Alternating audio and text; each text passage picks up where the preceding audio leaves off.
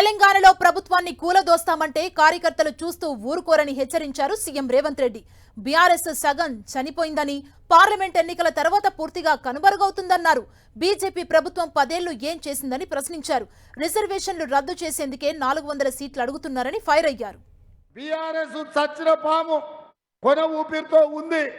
దాన్ని ఏంటంటే మీరు మన ఎన్నికల్లో తోక మీద నడుం మీద కొట్టిండ్రు, పడగ మీద కొట్టలేదు.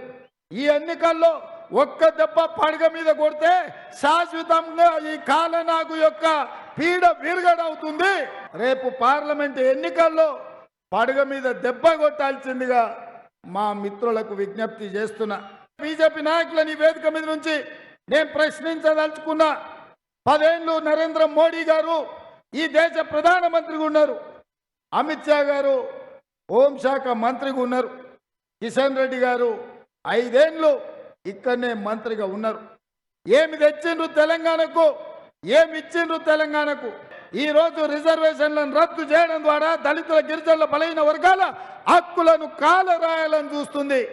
మీరు వేసే ప్రతి ఓటు బీజేపీకి మీ రిజర్వేషన్ల మీద పోటు పడబోతుంది.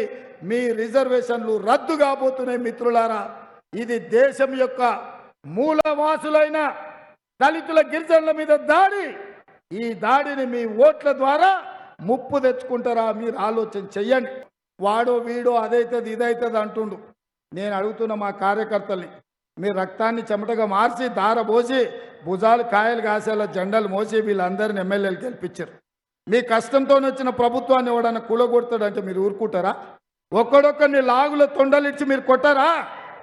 ఎవడని ప్రభుత్వం జోలికి వస్తే, ఈ ప్రభుత్వం వైపు కన్నెత్తి చూస్తే మా కాంగ్రెస్ పార్టీ కార్యకర్తలు గ్రామాన తండాలలో, గూడాలలో, మారుమూల పల్లెల్లో దొరికినట్టు లాగుల్లో తొండలిడ్చి కొడతారన్న నమ్మకం, విశ్వాసం నాకున్నది.